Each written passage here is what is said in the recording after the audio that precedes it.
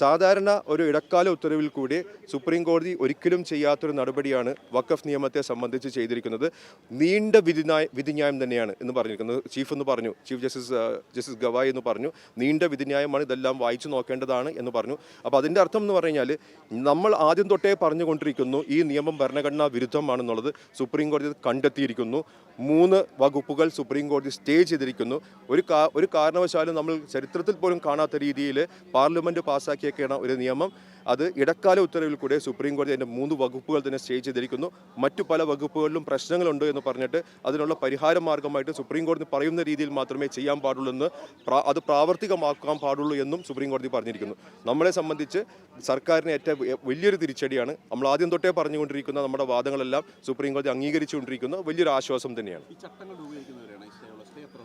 അല്ല, ചട്ടങ്ങൾ രൂപീകരിക്കുന്നത് ഇപ്പോൾ പ്രാക്ടീസിങ് മുസ്ലിം എന്ന് പറയുന്ന 5 വർഷമായിട്ട് മുസ്ലിമായിട്ട് പ്രാക്ടീസ് ചെയ്യുന്ന ഒരാൾക്ക് മാത്രമേ വഖഫ് ചെയ്യാൻ പറ്റുള്ളൂ എന്ന് പറയുന്ന കാര്യത്തിൽ യാതൊരു വിധത്തിലുള്ള ഒരു ക്ലാരിറ്റി ഇല്ല എന്നാണ് സുപ്രീം കോടതി പറഞ്ഞത്. ഇത് ആരാ തീരുമാനിക്കുന്നത്? സർക്കാരിൻ്റെ ഒരു ഉദ്യോഗസ്ഥൻ തീരുമാനിക്കുമോ നിങ്ങൾ മുസ്ലിമാണെന്ന്? അത് ഏത് രീതിയിലാണ് തീരുമാനിക്കുന്നത്? അതൊന്നും നിയമത്തിൽ പറഞ്ഞിട്ടില്ല. അപ്പോൾ എന്തായാലും ചട്ടങ്ങൾ വരട്ടെ, ചട്ടങ്ങൾ വരുന്നത് വരെ എന്ന് പറയുമ്പോൾ ചട്ടങ്ങളിലും ഈ പറഞ്ഞ പോലെ എന്തെങ്കിലും വ്യക്തത കുറവുണ്ടെങ്കിൽ അവിടെയും പ്രശ്നമുണ്ടാകും. അതുകൊണ്ട് തന്നെ ഇതിപ്പോൾ തൽക്കാലത്തേക്ക് പൂർണ്ണമായിട്ട് സ്റ്റേ ചെയ്തിരിക്കുകയാണ്.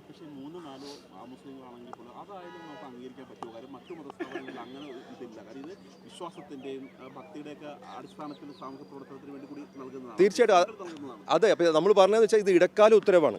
അപ്പോൾ ഇതിൻ്റെ അന്തിമ വാദവും അന്തിമ വിധിയും വരുന്നത് വരെയുള്ള ഒരു സ്റ്റോപ്പ് ഗ്യാപ്പ് അറേഞ്ച്മെൻ്റ് ആണ് ഇപ്പോൾ സുപ്രീം കോടതി ചെയ്തിരിക്കുന്നത്. അത്രയും നാൾ വഖഫ് ബോർഡിൻ്റെയും വഖഫ് കൗൺസിലിൻ്റെയും പ്രവർത്തനങ്ങളൊന്നും നിർത്തിവെക്കാൻ പറ്റുകയില്ല. ഇപ്പോൾ തന്നെ നിങ്ങളൊന്ന് ആലോചിച്ച് നോക്കൂ, പല വഖഫ് ബോർഡുകളുടെയും കാലാവധി കഴിഞ്ഞിരിക്കുകയാണ്. പക്ഷേ ഇടക്കാല ഉത്തരവിലൂടെ ഇങ്ങനെ ഓടിക്കൊണ്ടിരിക്കുകയാണ്. പക്ഷേ ആ വഖഫ് ബോർഡുകളെല്ലാം ഇങ്ങനെ പുനഃസംഘടിപ്പിക്കേണ്ടതുണ്ട്. അപ്പോൾ പുനഃസംഘടിപ്പിച്ച് വഖഫ് ബോർഡിൻ്റെ പ്രവർത്തനങ്ങളെല്ലാം ശരിയാവുന്ന രീതിയിൽ വരുമ്പോൾ ആ സമയത്ത് മിനിമം 3 മിനിമം 4 എന്നുള്ള രീതിയിൽ ഇപ്പോൾ സുപ്രീം കോടതി പറഞ്ഞിരിക്കുന്നത് ഇത് ശരിവെച്ചിട്ടല്ല, പക്ഷേ ഇടക്കാല ഉത്തരവിലൂടെ ഒരു പ്രവർത്തന അറേഞ്ച്മെൻറ്റ് വെച്ചിരിക്കുന്നെന്ന് മാത്രം.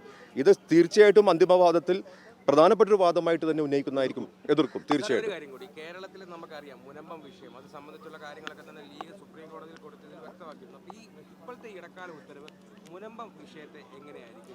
മുനമ്പം വിഷയത്തിൽ ഞാൻ പറയേണ്ട ആവശ്യമില്ല. ഇത് അവതരിപ്പിച്ച കേന്ദ്ര ന്യൂനപക്ഷകാര്യ വകുപ്പ് മന്ത്രി തന്നെ പറഞ്ഞു, ഈ പറയുന്ന പുതിയ നിയമവും മുനമ്പവും തമ്മിൽ യാതൊരു ബന്ധവുമില്ല എന്നുള്ളത്. മുനമ്പത്തിൽ എന്തെങ്കിലും പ്രശ്നമുണ്ടെങ്കിൽ അവർ കോടതിയിൽ പോയിട്ട് ആ നിയമം അനുസരിച്ചിട്ട് തന്നെ കോടതിയിൽ വാദിക്കേണ്ടി വരും എന്നാണ് അദ്ദേഹം പറഞ്ഞത്. പിന്നെ ഈ പുതിയ ഭേദഗതി നിയമത്തിൽ നിന്ന് അവർക്ക് എന്തെങ്കിലും ഗുണം കിട്ടുമെങ്കിൽ അത് കിട്ടിക്കോട്ടെ എന്നാണ് അദ്ദേഹം അന്ന് പറഞ്ഞത്. അതിൻ്റെ അർത്ഥം ഈ പുതിയ നിയമവും മുനമ്പവും തമ്മിൽ യാതൊരു ബന്ധവുമില്ലെന്നുള്ളതാണ്. ഈ ചില പള്ളികളുടെ കാര്യത്തിൽ, മസ്ജിദിന്റെ കാര്യത്തിലൊക്കെ ഈ നിയമത്തിന്റെ അടിസ്ഥാനത്തിൽ ചില നടപടികൾ തുടങ്ങിയിട്ടുണ്ടല്ലോ. അപ്പോൾ അതൊക്കെ ഇപ്പോൾ ഇതിന്റെ പ്രകാരം സ്റ്റേ ആവും. ഇത് പ്രകാരം ഇനിയിപ്പോൾ ഇവർ പറഞ്ഞതനുസരിച്ചിട്ട് യാതൊരു വിധത്തിലുള്ള തേർഡ് പാർട്ടി റൈറ്റ്സും പാടില്ല എന്നുള്ളതാണ്. അതായത് വെച്ചാൽ ഇപ്പോൾ പള്ളികൾക്ക് എന്തെങ്കിലും പ്രോപ്പർട്ടി ഉണ്ടെങ്കിൽ അത് പള്ളികൾക്ക് വിൽക്കാൻ പാടില്ല. അതേപോലെ തന്നെ പള്ളികളുടെ പ്രോപ്പർട്ടി മറ്റേ കേന്ദ്ര സർക്കാരിനോ അല്ലെങ്കിൽ സർക്കാരുകൾക്കോ തിരിച്ചെടുക്കാൻ പറ്റില്ല. അതിൻ്റെ സ്റ്റാറ്റസ് നിലനിന്ന് പോകണം എന്നുള്ളതാണ് നമ്മളിപ്പോൾ പറഞ്ഞതിൻ്റെ അടിസ്ഥാനത്തിൽ ഞാൻ പറയുന്നത്. ഇനിയിപ്പോൾ വിധിന്യായം വലിയ ദീർഘമായിട്ടുള്ള വിധിന്യായം ഒന്ന് പഠിച്ചതിന് ശേഷമാണ് നമുക്ക് വിശദമായി പറയാൻ പറ്റുള്ളൂ. ഇതിലെ ഭാഗികമായ വിജയം എങ്ങനെ കാണാൻ? അല്ല, നമുക്ക് വലിയ ആശ്വാസമാണെന്ന് തന്നെ പറയാം. കാരണം വെച്ചാൽ കേന്ദ്ര സർക്കാരിനെ സംബന്ധിച്ച് കനത്ത തിരിച്ചടിയാണ്. കാരണം ഒരു നിയമം സ്റ്റേ ചെയ്യുക എന്ന് പറയുന്നത് സുപ്രീം കോടതി ചരിത്രം പരിശോധിച്ച് നോക്കിക്കഴിഞ്ഞാൽ ഇടക്കാല ഉത്തരവിലൂടെ സുപ്രീം കോടതി അങ്ങനെ ചെയ്തിട്ടില്ല.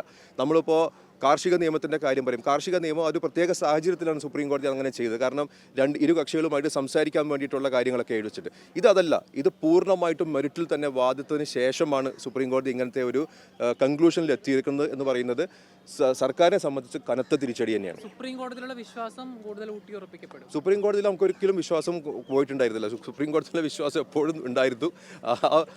ഇത് നിയമം നോക്കിയിട്ടാണല്ലോ സുപ്രീം കോടതി ചെയ്യുന്നത്. നിയമം നോക്കിയത് ഭരണഘടനാ വിരുദ്ധമായിട്ടുള്ളൊരു നിയമമാണെന്ന് പ്രഥമ ദൃഷ്ടിയ തന്നെ സുപ്രീം കോടതിക്ക് ബോധ്യപ്പെട്ടതിൻ്റെ അടിസ്ഥാനത്തിലാണ് ഇന്നത്തെ ഈ വിധി വന്നിരിക്കുന്നത്.